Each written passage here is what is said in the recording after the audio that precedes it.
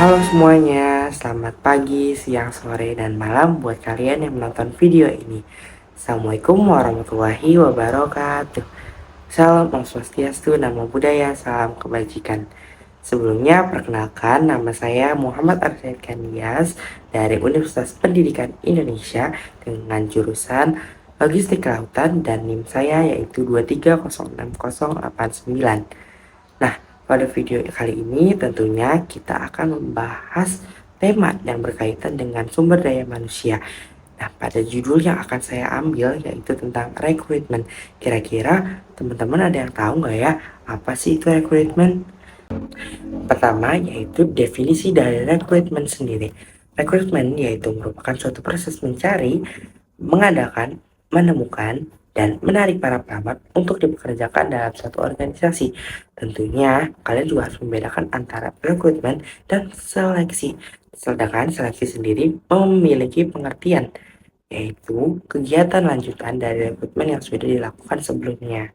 Nah, dari dua tersebut kalian juga harus membedakan guys, tapi lebih singkatnya kayak gini ya.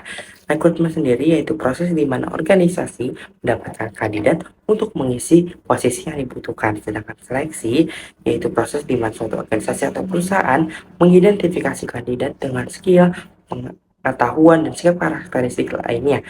Seperti yang sudah dikualifikasikan oleh organisasi atau perusahaan tersebut demi mencapai tujuan dari organisasi tersebut. Nah, menurut teman-teman kira-kira rekrutmen itu memiliki dampak nggak sih? Seperti dampak positifnya atau dampak negatifnya? Kalau dari aku tentu ada dong. Nah, dampak positifnya tersendiri yaitu rekrutmen dapat meningkatkan keberagaman antar tim dan juga akan membawa ide-ide baru dan segar dari luar. Kemudian juga akan mendapatkan seperti meningkatkan produktivitas dari perusahaan tersebut.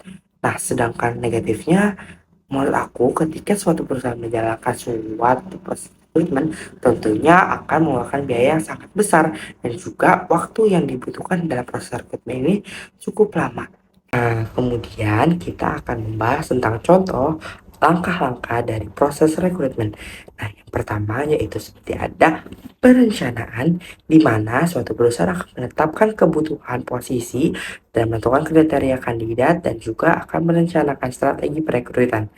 Kemudian dilanjut dengan pengiklanan di mana suatu perusahaan akan menyebarluaskan informasi lowongan melalui berbagai saluran seperti web atau iklan dan sebagainya.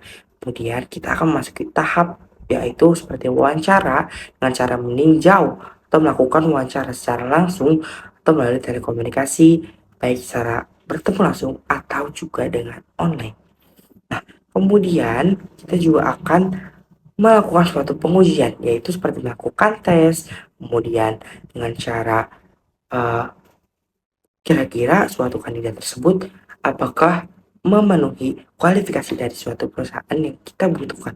Kemudian yaitu dengan kemudian ada referensi yaitu memeriksa informasi lebih lanjut atau latar belakang dari kandidat yang kita akan masuk. Nah, kemudian dilanjut juga dengan penawaran di mana kita akan menawarkan posisi kepada kandidat yang dipilih termasuk bicara tentang gaji, manfaat, dan detail pekerjaan lainnya. Nah, setelah itu contoh lain dari langkah-langkah proses rekrutmen yaitu ada penempatan di mana dengan cara menyelesaikan proses administratif ketika semua sudah terlewati maka kita akan melakukan dengan cara menyelesaikan proses administratif dan juga mempersiapkan kandidat untuk memulai pekerjaan baru termasuk dengan orientasi pada pelatihan awal. Nah, kemudian ada kesimpulan dari proses rekrutmen sendiri yaitu di mana kita akan mendapatkan beberapa hal positif bagi perusahaan karena dengan adanya proses rekrutmen maka akan memunculkan sumber daya manusia baru dengan membawa ide-ide baru dan juga tentunya akan meningkatkan produktivitas bagi sebuah perusahaan.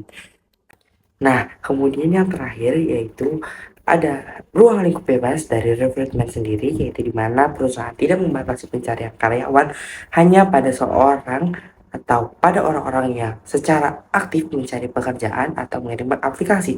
Sebaliknya, perusahaan juga mencari individu yang memenuhi kriteria tertentu, terlepas dari apakah mereka siap atau mereka saat mencari pekerjaan itu baik atau tidak.